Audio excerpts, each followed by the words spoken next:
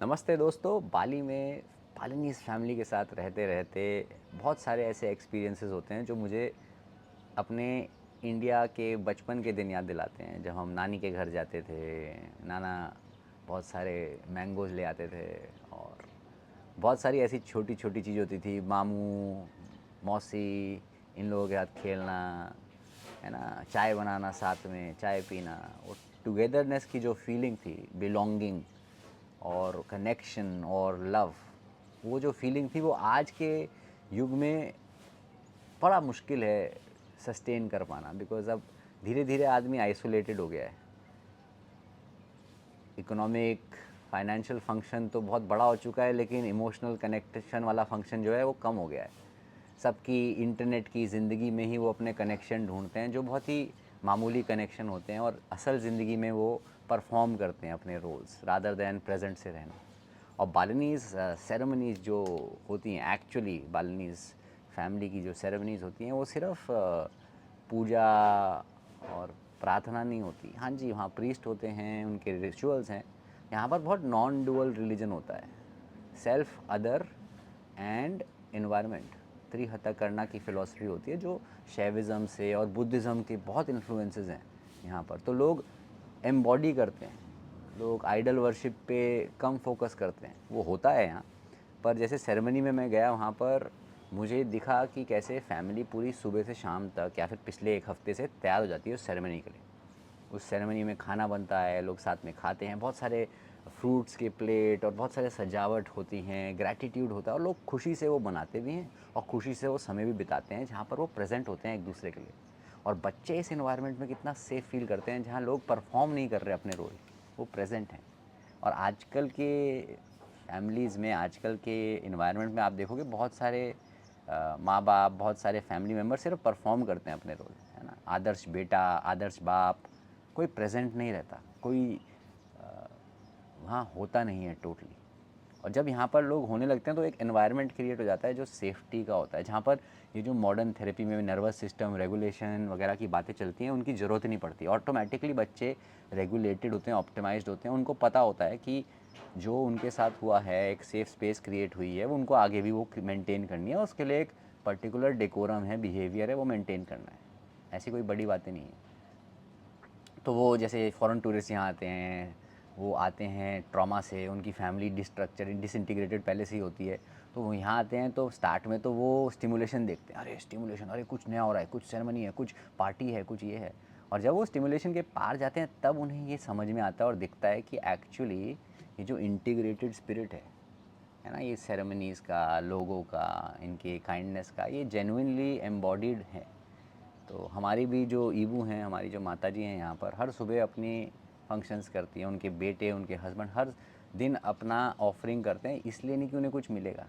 भारत में तो अब ये है कि कुछ दोगे तो कुछ मिलेगा भगवान को भी, इसलिए कि बस उन्हें वो अच्छा लगता है, वो वहाँ प्रेजेंट फील करते हैं। और वही प्रेजेंट सुबह से शाम तक मुझे हर चीज़ें में दिखती है। तो बुद्धिज़्म में भी और मेडिटेशन इंडियन में भी यही होता है ना, कि बड़ा छोटा काम नहीं होता भाई। काम को मेडिटेटिवली करोगे, अवेयरनेस से करोगे, तो वो काम ऑटोमेटिकली सबसे बड़ा हो जाता है, क्योंकि वो अभी हो रहा है, वो स्पिरिट आता है। तो वो एक देखा। दूसरी चीज़ है कि इकोनॉमी फ़्लो करती है जब आप इन सारी चीज़ों में फ्रूट्स ले रहे हो, सेरेमनी के लिए प्रिपरेशन कर रहे हो, इकोनॉमी फ़्लो कर रही है। और लोग एक दूसरे को अबंडेंस सिखा रहे हैं कि बहुत है भैया तुम्हारे लिए। मैं भी आया तो मेरे को उन्होंने इतने सारे फ्रूट्स दे दिए कि दुकान खुल गई है घर पे, तो अब मुझे भी आगे 5-6 लोगों को वो फ्रूट बांटने पड़ेंगे। तो ये सर्कुलेशन अबंडेंस की, ये बाकी सारी चीज़ों में भी आती है कि भैया हमारे पास इनफ है और हम बांटेंगे तो वो बढ़ेगा ही।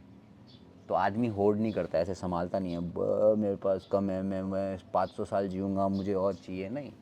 तो ये सारी चीज़ें आपको नेचुरली सीखने को मिल रही हैं। बच्चे बड़े सब साथ बैठ के खा रहे हैं, प्रेजेंट हो रहे हैं, एक दूसरे को बात कर रहे हैं, कॉन्वर्जेसन हो रहा है, और फ्रेंडलीनेस है। वहाँ पर एक माहौल बना हुआ है जहाँ पर आपकी बेस्ट एट्रीब्यूट्स बाहर आ रही हैं। तो आप तो वहाँ पर अपना हाईएस्ट ऑथेंटिक वर्जन दोगे ना, आप थोड़ी जाओगे सोशल मीडिया पे नाचने और अनजान लोगों से लाइक्स पाने। तो ये रियलिटी यहाँ मिलती है बाली में। और मैं तो बहुत ही ग्रेटफुल हूँ कि मैं ये एक्सपीरियंस कर पाता हूँ। मुझे तो लगता है कि मेरा चाइल्डहुड फिर से वो sense of belonging, connection, love feel कर पाता है। और यही चीज़ मुझे ये याद दिलाती है कि हमें एक लीडर बनना है लाइफ में।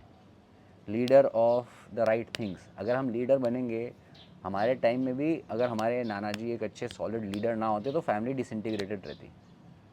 तो कनेक्शन और वो फीलिंग तभी थी क्योंकि वो कनेक्शन ऐसा बना था कि एक लीडर ने संभाला हुआ था कि बच्चे प्रोवाइडेड हों, बड़े प्रोवाइड हो, सबको सब कुछ प्रोवाइड हो, खाना पीना, और सब एक जुट के जिए। अब एक लीडर हट जाएगा सीन से, जो एक ऑनरेबल स्ट्रॉन्ग लीडर है, तो फिर क्या होता है कि फैमिली तो सफ़र करेगी ना, क्योंकि सब जो अपनी वीकनेसेस हैं, अपने रोल्स हैं, अपनी ईगो है, उसको रिप्रेजेंट करेंगे फैमिली में, और फिर फैमिली डिग्रेड हो जाएगी। एक लीडर क्या करता है, वो अपने अच्छाई को साइड रख के बाकियों की कलेक्टिव अच्छाई को देखता है, उसमें उसकी अच्छाई होती है। तो ऐसे लीडर अगर हमें मिलेंगे तो बेटर है, वरना तो आपको दिखता ही है लीडर प्रॉमिस बड़ी चीज़ें करते हैं, लेकिन अपनी पीआर टीम उनकी बहुत काम कर रही है। हमारे पास तो एग्जाम्पल हमारे सामने ही है, उनकी पीआर टीम उनकी वाहवाही करने में काम करती है और आगे कुछ होता नहीं है, आगे करप्शन वगैरह सब सेम है।